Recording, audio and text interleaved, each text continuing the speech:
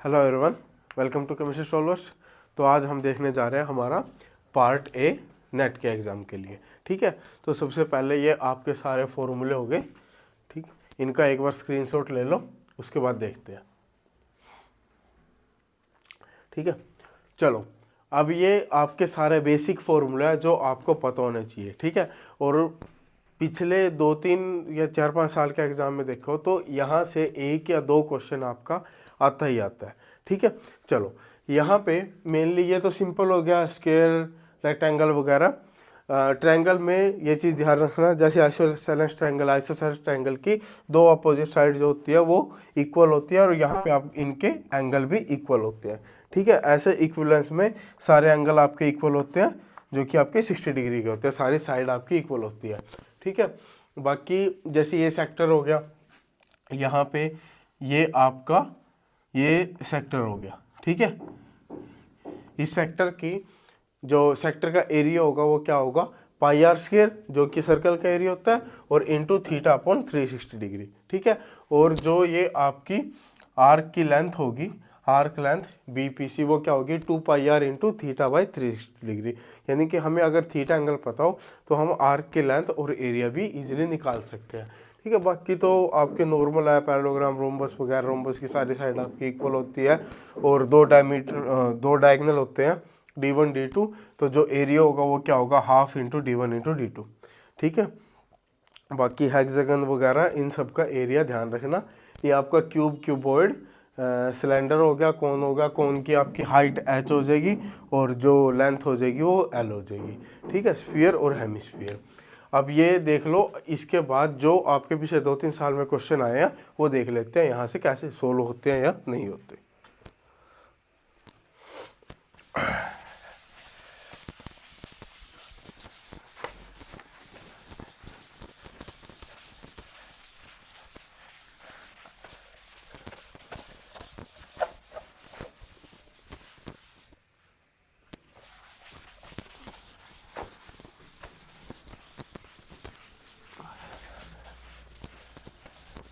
चलो भाई, क्वेश्चन देख लेते हैं क्या क्या क्वेश्चन आया। क्वेश्चन आया हुआ था आपको, यहाँ पे 3 सर्कल दे रखे थे।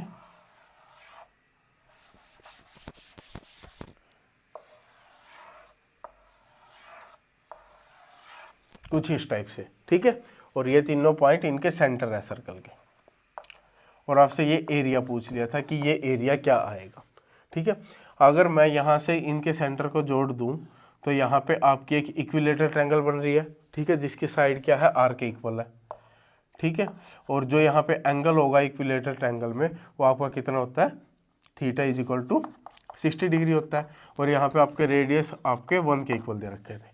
तो मैं अगर अंदर वाले पार्ट को देखूँ, अंदर वाला पार्ट आपका कुछ इस टाइप से है।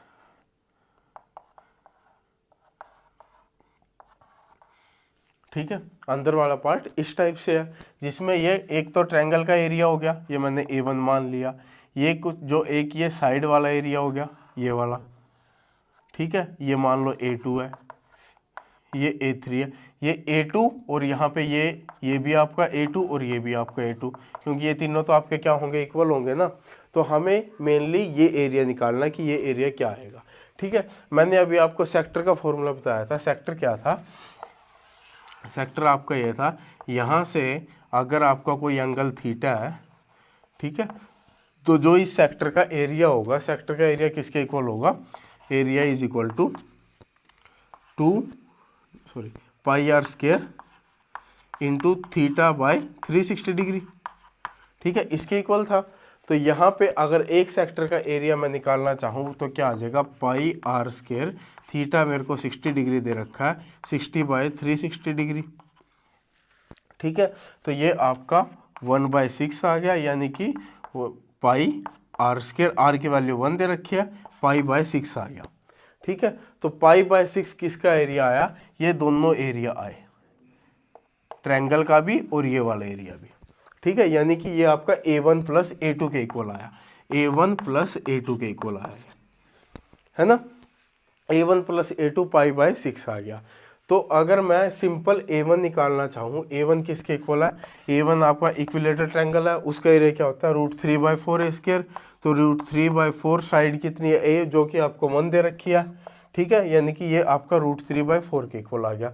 तो मेरे पास A1 + A2 भी आ गया और यहाँ से A2 भी आ गया, सॉरी A1 भी आ गया, ठीक है। तो मैं A2 अगर निकालना चाहूँ, A2 किसके इक्वल होगा, A2 आपका होगा π/6 -A1 कितना आ गया √3/4, ठीक है। तो ये आपका A2 आ गया। और अगर मेरे को ये एरिया निकालना, ये एरिया आपका किसके इक्वल था, A1 + 3A2, A1 + 3A2 था ना। तो A1 आपका कितना था √3/4, ये था आपका √3/4 प्लस 3 टाइम्स A2 कितना था आपका, A2 था π/6 -√3/4, वैल्यू पुट कर दो, ये आ जाएगा π/6 -√3/4। इसको सोल्व करो, सोल्व करोगे आपका आंसर आ जाएगा π/2 -√3/2, ठीक है। तो यहाँ से आपका जो ये एरिया आया वो एरिया किसके इक्वल आएगा, π/2 -√3/2, ठीक है। तो जो अभी आपको सारे फॉर्मूले कराए थे उन्हीं फॉर्मूले से आपका सारा क्वेश्चन हो गया है, ठीक है। चलो नेक्स्ट क्वेश्चन देख लेते हैं।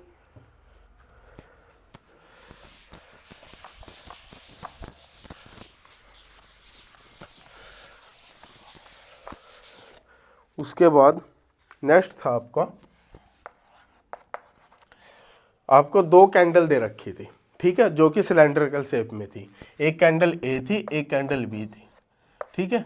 कैंडल A की हाइट S थी और जो रेडियस था R था, और कैंडल B की हाइट भी S थी लेकिन रेडियस R/2 था, ठीक है। उसने बोला कि 30 मिनट बाद इनको जलाया गया, 30 मिनट बाद जो ये था इसकी हाइट कितनी रहेगी, इसकी हाइट आपकी शायद 0.8 ऑफ H रहेगी, ठीक है। और अगर 30 मिनट इसको भी जलाया जाए तो इसकी हाइट पूछी थी आपको क्या आएगी, ठीक है। ये आपका क्वेश्चन था। रेडियस जाहिर सी बात है इसका भी R रहेगा और इसका R/2 रहेगा। अब यहाँ पे कौन सा कंसेप्ट लगेगा, सबसे पहली बात सिलेंडर दे रखा है, ठीक है, ये दोनों सिलेंड्रिकल शेप में है। दूसरी चीज़, अगर मैं मोमबत्ती जगा रहा हूँ, ठीक है, तो क्या होगा, वो जाएगा वहाँ पे, क्या आएगा, एरिया आएगा या वॉल्यूम आएगा, ठीक है, वॉल्यूम आएगा ना, क्योंकि हम वॉल्यूम की बात करेंगे, उसका पूरा का पूरा वॉल्यूम जाएगा। तो यहाँ पे मैं बोल सकता हूँ कि 30 मिनट में जितना वॉल्यूम इसका गया, ठीक है, उसी 30 मिनट में इसका भी उतना ही वॉल्यूम गया होगा। और जब दोनों वॉल्यूम इक्वल अमाउंट में गए होंगे तो मैं यहाँ से भी वॉल्यूम निकाल लूँगा, यहाँ से भी वॉल्यूम निकाल लूँगा और दोनों को इक्वेट कर दूंगा, तो वहाँ से शायद मैं ये H' निकाल पाऊँ, ठीक है। चलो एक एक केस में देखते हैं। एक एक केस में पहले उसका वॉल्यूम क्या था, सिलेंडर का वॉल्यूम होता है πr²H, ठीक है। और उसके बाद जब वो 0.8 H में चला गया, उसके बाद उसका वॉल्यूम क्या था, πr² × 0.8H, ठीक है, यही हुआ ना। तो यहाँ से कितना वॉल्यूम कंज्यूम हुआ टोटल, 1 - 0.8, तो 0.2 πr²H, इतना वॉल्यूम आपका कंज्यूम हुआ। तो यहाँ भी आपका क्या होगा, इतना ही वॉल्यूम कंज्यूम हुआ होगा।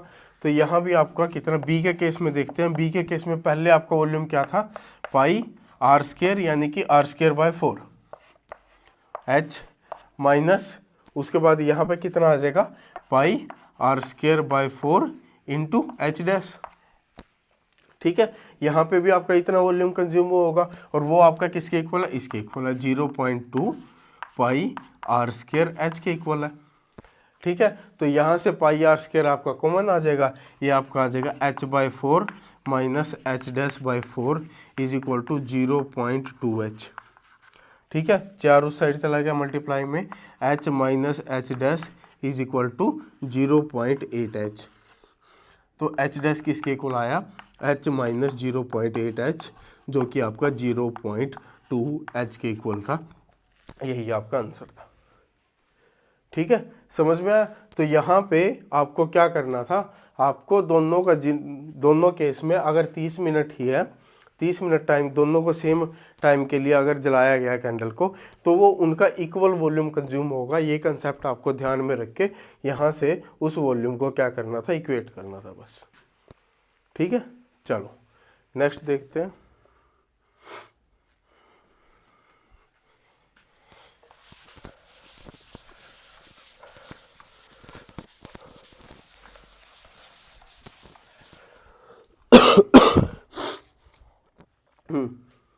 इसके बाद आपका एक क्वेश्चन था, आपको सर्कल का एरिया बताना था। ठीक है, सर्कल का एरिया बताना था, आसान है। सर्कल का एरिया क्या होता है, पाई आर स्क्वायर, हो गया। चलो, लेकिन क्या था यहाँ पे एक ट्विस्ट था, जो आपका सर्कल था ना वो आपका हेक्सागन के अंदर था।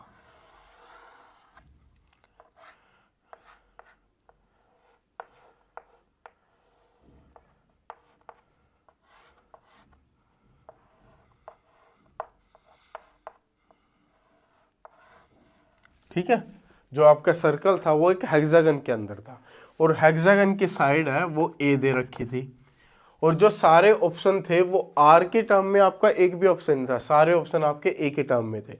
यानी कि आपको यहाँ से ए और आर के बीच में रिलेशन पता करना पड़ेगा। ए और आर के बीच में रिलेशन निकाल लेंगे। कैसे निकाल लेंगे, यहाँ पे ये आपका है सेंटर। ठीक है, सेंटर से अगर मैं यहाँ पे ये ज्वाइन करूँ तो ये आपका आर के इक्वल होगा। ठीक है, और यहीं से अगर मैं यहाँ ज्वाइन करूँ तो जो ये साइड होगी ये आपकी a/2 के इक्वल होगी। ठीक है, वो साइड आपकी a/2 के इक्वल होगी, और यहाँ पे जो एंगल बनेगा वो एंगल कितने का होगा। अब जो हेक्सागन होता है, यहाँ पे अगर मैं इन सारे साइड्स को अगर मैं जोड़ूँ तो ये आपका 60 डिग्री का एंगल बनाता है, क्योंकि ये आपके 6 पीस बनेंगे। ठीक है, 360/6, तो ये आपका 60 डिग्री का एंगल बनाएंगे।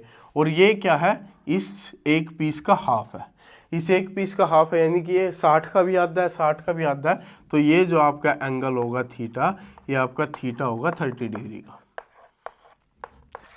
थीटा कितने का होगा, थीटा होगा 30 डिग्री का। अब यहाँ पे ये आपकी राइट एंगल ट्रायंगल भी बन रही है, तो अगर मैं इस चीज़ को देखूँ थोड़ा बड़ा करके, तो ये आपका कुछ इस टाइप से बन गया, ये इस टाइप से। यहाँ पे ये राइट एंगल ट्रायंगल है, ये आपका 30 डिग्री का एंगल हो गया, और यहाँ पे ये साइड आपकी a/2 होगी, और जो बेस है वो आपका r के इक्वल हो गया। ठीक है, तो क्या मैं यहाँ से r और a का रिलेशन नहीं निकाल सकता। यहाँ पे क्या है, मैं अगर tan 30 डिग्री निकाल लूँ, tan 30 डिग्री आपका किसके इक्वल आ जाएगा, a/2 डिवाइड बाई r, और tan 30 डिग्री आपका क्या है, 1/√3, 1/√3 इज इक्वल टू a/2r। तो यहाँ से r किसके इक्वल आ जाएगा, √3a/2। ठीक है, √3a/2। तो r और a के बीच में रिलेशन आ गया। इसकी वैल्यू यहाँ पुट करेंगे तो जो एरिया आएगा वो क्या आएगा, पाई इंटू 3a²/4, या मैं बोल सकता हूँ 3/4 पाई a²। तो यही आपका क्या था, आंसर था। ठीक है, समझ गए। तो ये सिंपल सी चीज़ आपको पता होनी चाहिए थी। ठीक है, चलो ये वैसे क्वेश्चन था जो ये मिक्स था, यहाँ पे आपके ट्रिग्नोमेट्रिक फंक्शन भी लग रहे थे। ठीक है, चलो और एक दो और क्वेश्चन देख लेते हैं। एक बड़ा सिंपल सा क्वेश्चन आया था। क्या क्वेश्चन था, उसने दे दिया कि एक सर्कल है। ठीक है, सर्कल में दो पैरेलल साइड दे दी, दो पैरेलल साइड ये रही, एक ये होगी एक ये होगी। उसने बोल दिया ये दोनों पैरेलल साइड आपकी कितनी है, 8 सेंटीमीटर की है। ठीक है, और इन दोनों में डिस्टेंस दे दिया कि ये दोनों एक दूसरे से 6 सेंटीमीटर अपार्ट है। ठीक है, और आपको रेडियस निकालना है कि रेडियस क्या होगा। रेडियस जाहिर सी बात है यहाँ होगा। ठीक है, मैं इसको टच कर देता हूँ यहाँ पे। ठीक है, और ये भी आपका यहाँ टच होगा। तो अगर ये चीज़ सभी को पता ही होगी, जो सर्कल में अगर दो पैरेलल साइड में ड्रॉ कर रहा हूँ तो वो सेंटर से इक्वी डिस्टेंस होगी। ठीक है, तो जितना सेंटर से डिस्टेंस ऊपर होगा उतना ही नीचे होगा। और ये पूरा डिस्टेंस अगर 6 है तो जाहिर सी बात है ये वाला डिस्टेंस कितना आ गया, ये आपका 3 सेंटीमीटर आ गया। ठीक है। और सेंटर इसको बीचों बीच काटेगा, सेंटर क्या करेगा, बीचों बीच काटेगा। तो ये 8 है, तो ये वाला डिस्टेंस कितना आ गया, 4, ठीक है। और यहाँ से पाइथागोरस थ्योरम लगाओ, तो ये 3 का स्क्वायर प्लस 4 का स्क्वायर इज इक्वल टू ये एक्स स्क्वायर आ गया, तो ये एक्स का होल स्क्वायर आ जाएगा, x square is equal to 3 square plus 4 square, तो यहाँ से x square is equal to 25 आ गया, और एक्स की वैल्यू आ गई 5, ठीक है। तो रेडियस की वैल्यू आ गई आपकी 5। तो नॉर्मल सा सिंपल सा क्वेश्चन था, इतना ज़्यादा कुछ है इसमें था नहीं। हाँ, एक ये था, ये भी आपका अच्छा क्वेश्चन था। क्या बोल रहा है, उसने बोला कि एक सिलेंडर है, एक ओपन सिलेंडर दे दिया, ठीक है। उसने बोला कि इसकी जो हाइट होगी वो 10/π के इक्वल है, इसकी हाइट 10/π के इक्वल है, और इसके अंदर जो वॉल्यूम आता है वो आता है आपका 10 मीटर क्यूब, 10/π मीटर इसकी हाइट है, और वॉल्यूम आता है 10 मीटर क्यूब का, ठीक है। ये ओपन है, ध्यान रखना, ऊपर से क्या है, ओपन है, सिलेंडर है लेकिन ऊपर से ओपन है। तो थिकनेस इसकी दे दी, जो यहाँ पे इसकी वॉल्स है ना, इसकी वॉल्स की थिकनेस दे दी, इसकी वॉल्स की थिकनेस थी 1 सेंटीमीटर की, और ऐसे ही जो बेस है, बेस की थिकनेस है, बेस की थिकनेस भी आपकी कितनी है, 1 सेंटीमीटर की। उसके बाद इसने पूछा क्या, इसने पूछा कि इस जिस मटेरियल से बना है ना, कि उस मटेरियल का वॉल्यूम क्या होगा, ठीक है, यानी कितना वॉल्यूम हमें उस मटेरियल का यूज करना पड़ेगा इसको बनाने के लिए, ठीक है। तो इसने पूछा मटेरियल का वॉल्यूम, ठीक है। तो ये आपका काफी सही ठीक ठाक क्वेश्चन था। अब इसका मटेरियल का वॉल्यूम कैसे निकाल लेंगे, ठीक है, इसको निकाल लेंगे, इसको 2 पार्ट में डिवाइड कर दूं, एक तो इसका जो ये कर्व सरफेस एरिया है, और एक इसका बेस है, इसके ऊपर टॉप पे इसके कुछ भी नहीं है, ठीक है, क्योंकि ये ओपन है। तो एक तो इसका क्या हो गया, बेस हो गया, एक तो बेस बना होगा इसका, ठीक है, और उसकी बेस की कुछ ना कुछ क्या है, थिकनेस है, ठीक है। ये बेस बना हो गया, ये बेस का रेडियस हो गया, और इसकी थिकनेस कितनी दे रखी है, 1 सेंटीमीटर की इसकी थिकनेस दे रखी है, ठीक है। और एक इसका कर्व सरफेस एरिया हो गया, जो कि आपका जिससे इसका साइड वाली चीज़ें बनी हुई है। अगर मैं इसको यहाँ से काट के और यूं खोल दूं, यहाँ से काट के मैं इसको खोल लूंगा, तो ये क्या बनेगा, एक क्यूबॉइड की शेप में बनेगा, ठीक है, एक क्यूबॉइड बनेगा ना, जिसकी एक कुछ पर्टिकुलर कुछ हाइट है, थिकनेस है, ये कुछ इस टाइप से, ठीक है। मैंने उसको खोल दिया, और जो ये होता है, ये क्या है, इसका सरकमफ्रेंस है, ठीक है। ये क्या है, ये क्या है, इसका सरकमफ्रेंस है। अब सरकमफ्रेंस को जब मैंने ऐसे खोला, तो यहाँ पे ये किसके किसके इक्वल हो गया, ये लेंथ के इक्वल हो गया, ये इसकी लेंथ के इक्वल हो गया, जो कि इसके सरकमफ्रेंस के इक्वल है। और सर्कल का सरकमफ्रेंस किसके इक्वल होता है, 2πr के इक्वल, 2πr के इक्वल, ठीक है। r इसका क्या था, रेडियस था, ठीक है।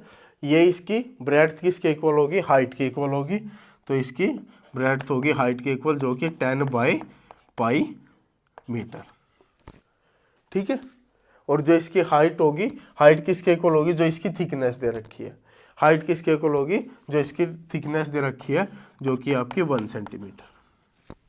अब यहाँ पे मेरे को इसका वॉल्यूम भी पता है और इसका वॉल्यूम भी पता है। क्या इसका वॉल्यूम क्या होता है, सिंपल क्यूबॉइड है, LBH, ठीक है। इसका वॉल्यूम क्या होता है, ये आपका क्या है, एक सिलेंडर है, सिलेंडर जिसको ऐसे दबा दिया, ठीक है, जिसकी हाइट बहुत कम है, ठीक है। सिलेंडर का वॉल्यूम क्या होता है, πr²h, ठीक है।